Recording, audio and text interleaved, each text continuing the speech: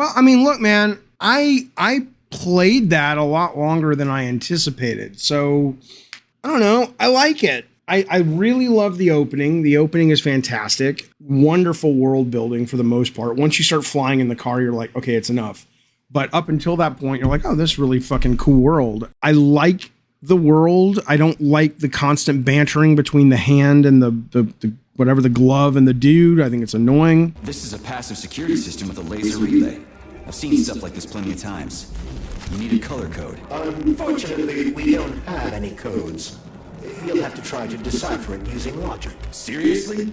Like I was gonna stand here until it turns off on its own. It's cool. It would have to hit me at the right time. I'm so focused on finishing Dead Space, Hi-Fi Rush, and I'm really getting addicted to, or I'm already addicted to Wild Hearts. But if it wasn't for that, I could see myself losing some real time with this. It's not perfect and maybe it gets worse, but if you're in the headspace for this kind of game, it's not as deep systems based as it kind of seems to think it is. I don't think, but yeah, I like it. I do. I don't know. I'm going to give it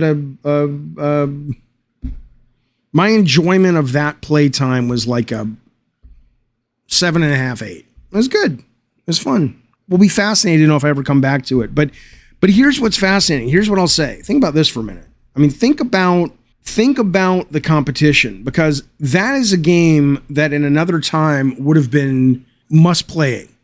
And now there's so much out and there's so much good stuff that's out. The guys who made that game must be looking at it going, my God, these are some of the best graphics out. And at least from what I've seen in previews, they're right. But that's not enough.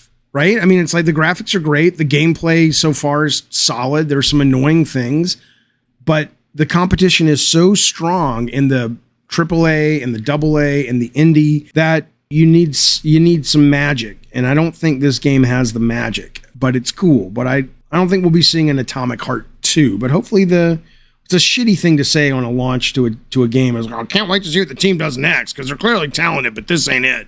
I know that's shitty to hear. But it is clearly a talented group of people. The writing is cool. The art direction's cool. The game's cool. It's just kind of been there, done that. So there you go. I'd say 7.5 fun factor for me. That's all that counts.